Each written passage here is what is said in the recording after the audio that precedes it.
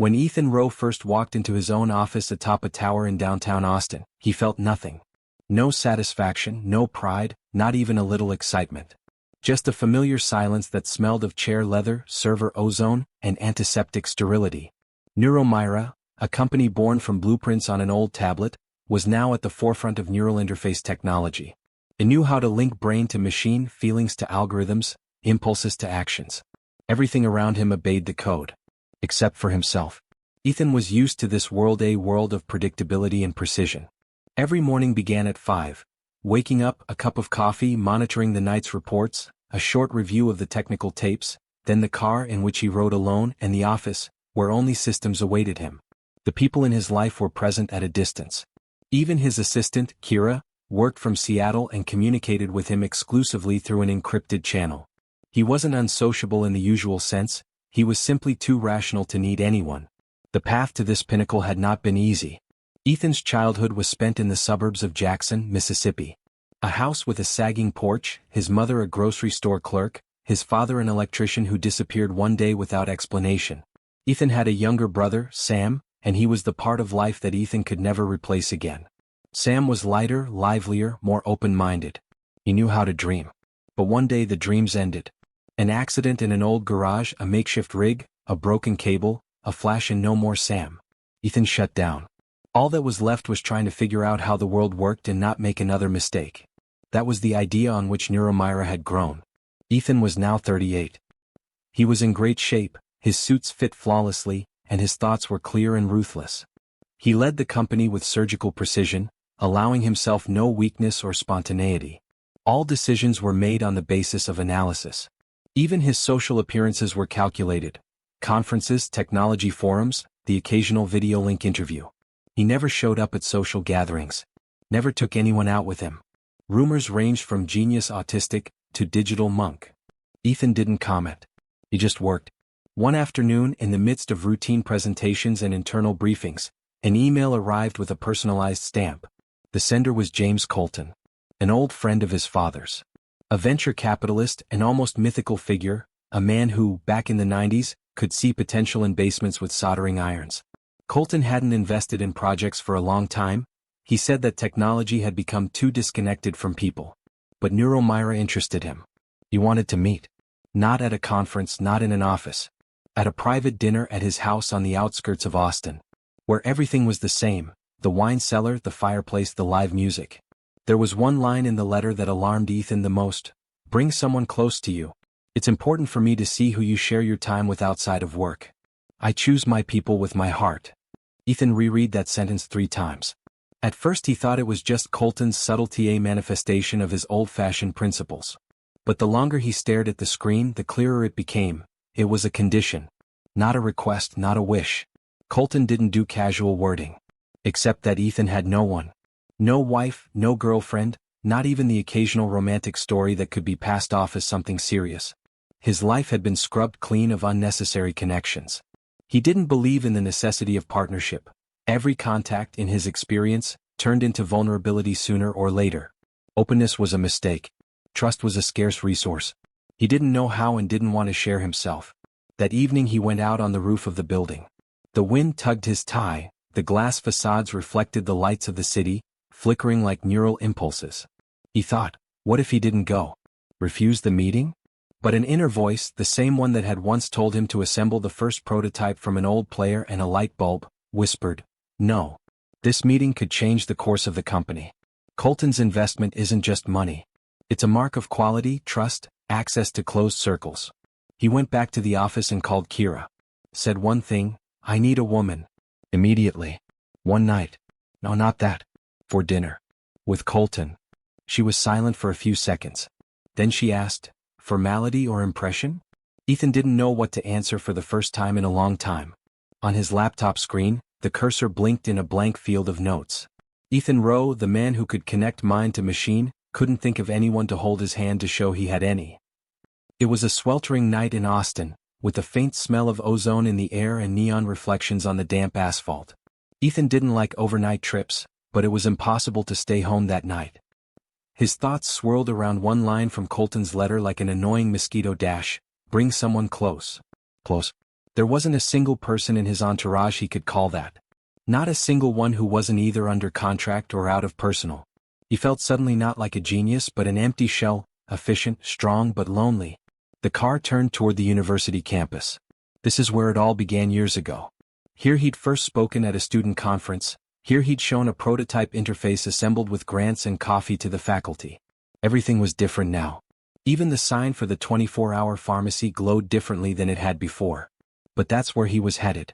Formally 4 drops for tired eyes, informally for air for the shadow of youth. Inside it smelled of lavender, sterility and tea and honey.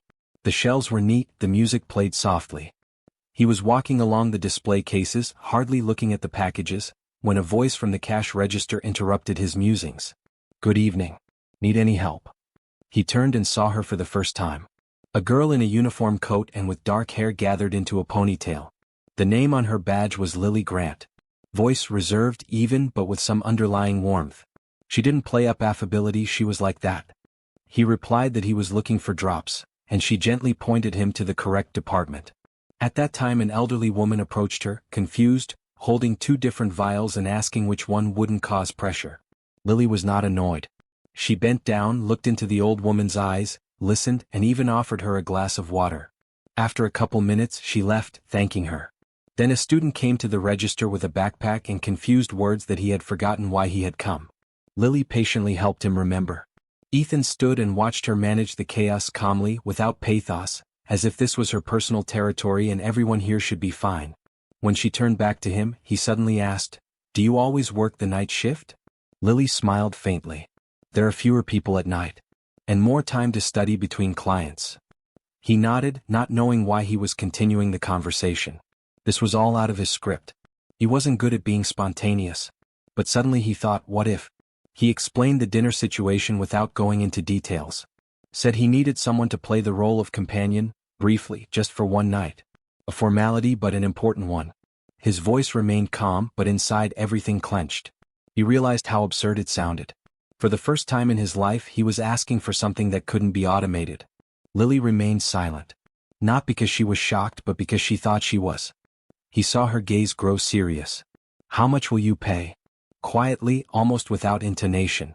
He named the amount. "Not insignificant but fair. I have college debts. And my dad, he's got kidney problems. Insurance doesn't cover everything. I'm not an actress, Mr. Rowe, but I can listen and be polite. If that's good enough for you, I'll take it." He only nodded. No handshake, no extra words. They both knew what they were doing. There was something almost mathematically precise about it. She is not a naive girl. He's not a savior. It was a contract. No feelings, no follow-through. Just dinner. Before leaving, Lily clarified, "Are we supposed to put together a cover story? Where and when we met?" He nodded again. "At the drugstore. It's weird enough to be true." Lily grinned briefly, tiredly. He trailed off, feeling something new brewing inside. Not an emotion. More like a possibility. Like an algorithm just loaded into an empty system. Already in the car, looking at his silhouette reflected in the window, he said out loud for the first time in a long time, "A close person." And, to his surprise, he felt no rejection. 2 days before dinner, Neuromyra's office had transformed from a laboratory of ideas into a training ground for social interaction. Ethan, used to dealing with people the way he dealt with code logically and distantly, was now doing things he didn't think were necessary. He'd brought in a stylist from Dallas to find Lily a suitable outfit. He chose a simple but elegant dress in dark green, shoes without pretentiousness, but with character. Lily came to the fitting in jeans and a t-shirt with the book club logo on it. She didn't try to pretend to be someone else, and that was what hooked him more than he'd expected. In addition to her appearance, Ethan decided to prepare her for the conversation as well. He brought a tablet into the meeting room with a presentation on Neuromyra's projects, short descriptions, neutral terminology.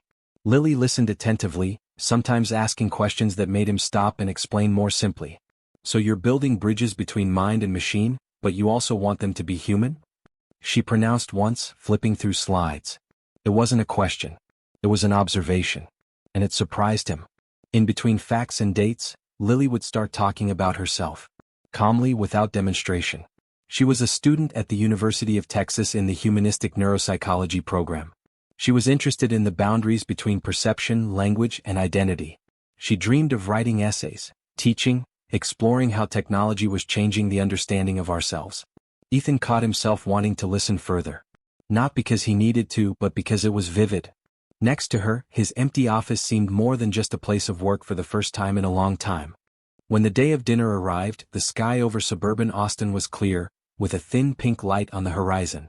The car pulled up to the Colton mansion at 7 sharp. The house was old, built in the Victorian style with carved shutters, a grape arch and the smell of jasmine at the entrance. They were met on the steps by James himself, in a light linen suit, with a smile and a bowl of lemon punch in his hand.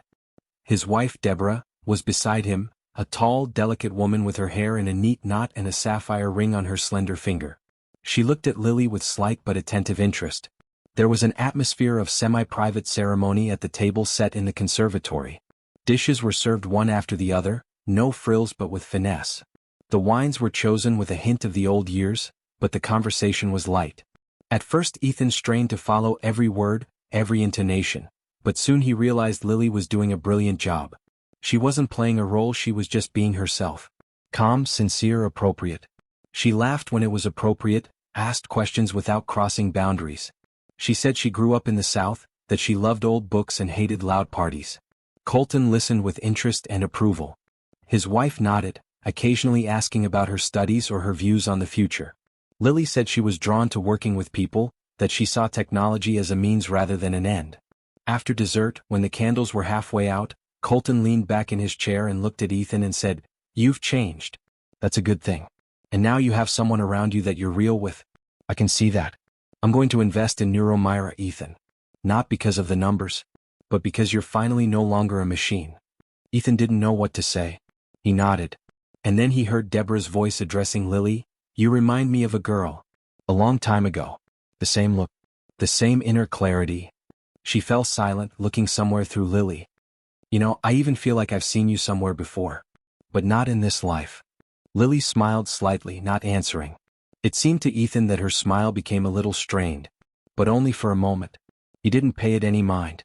Not yet then. The evening ended quietly.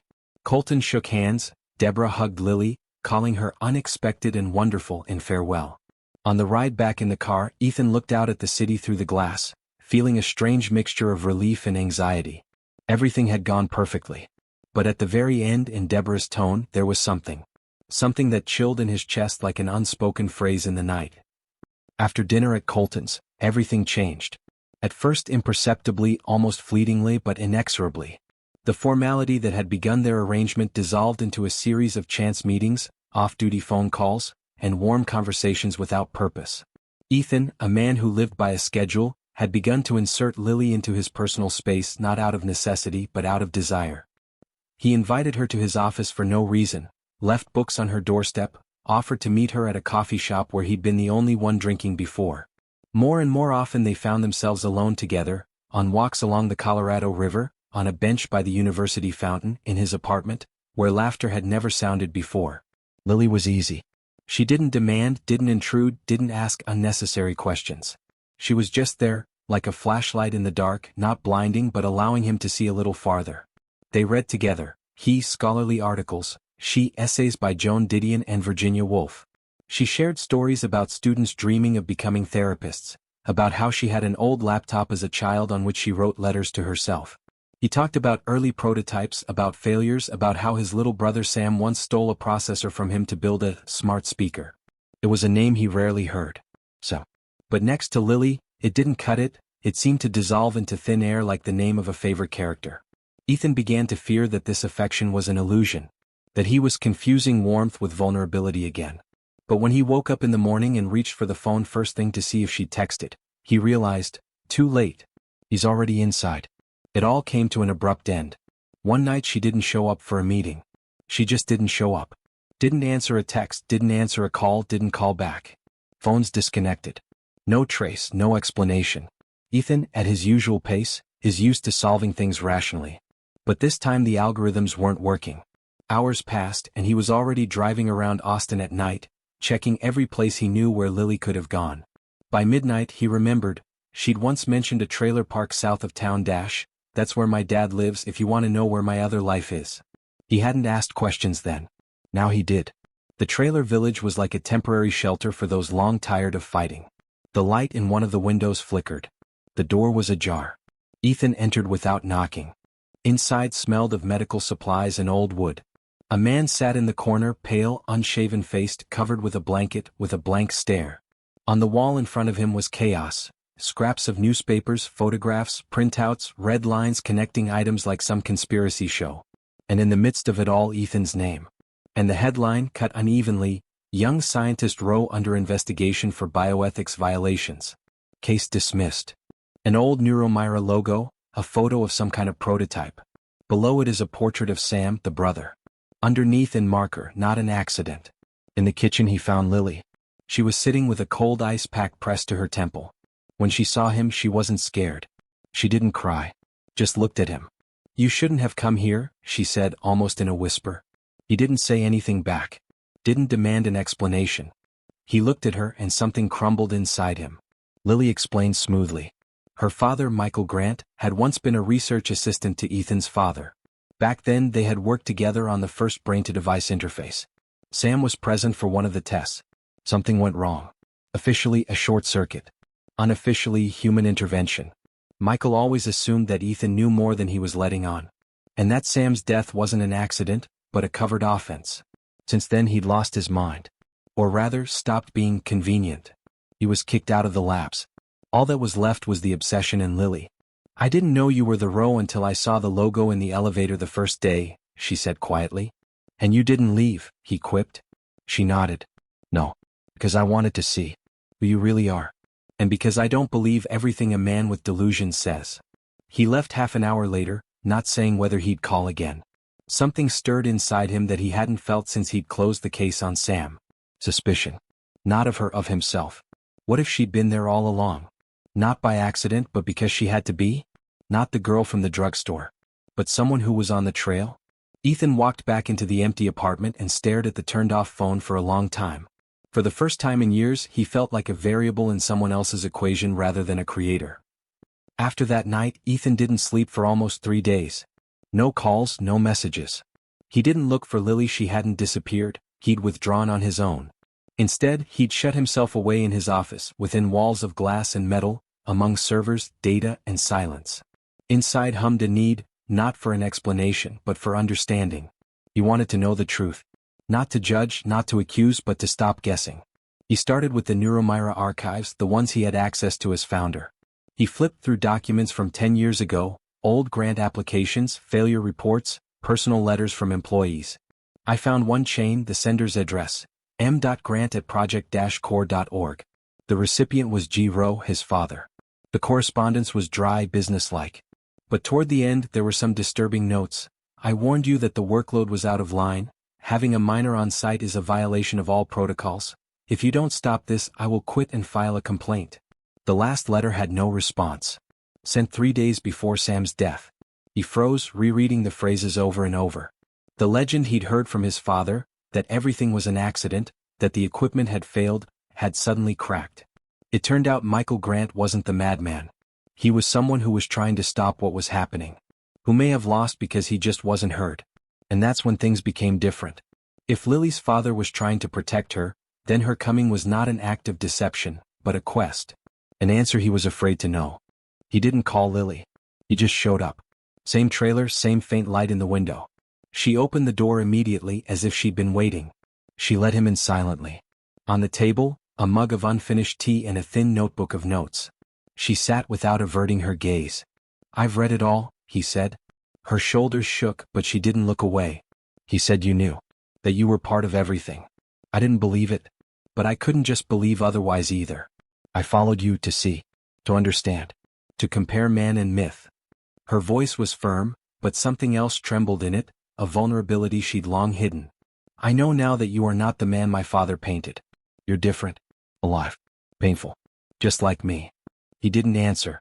The opposites raged inside him: anger, relief, sadness, recognition. He wanted to scream, to ask why she was silent, why all this. But then he realized she wasn't lying. She was looking.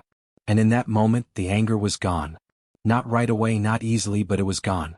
Because for the first time he saw her not only as a participant in his doubts, but as a witness to his pain. They were bound by that past not as adversaries but as survivors. Each with his own gaze, his own wound, his own silence. They stepped outside without speaking. The warm night air enveloped them like a blanket. The road led to the river, to the place where it all began. Where he had first offered her that strange arrangement. Where she stood then, not knowing who he would turn out to be. Where he didn't know how much he needed someone to say, "I'm here for you." On the shore, the wind fluttered the grass, the reflection of the moon trembling in the water. Ethan stopped and looked at her. His voice was quieter than usual. "You came to me as a lie, but became my truth." Lily didn't answer anything. She simply took his hand. No more words were needed in that moment. The past didn't disappear.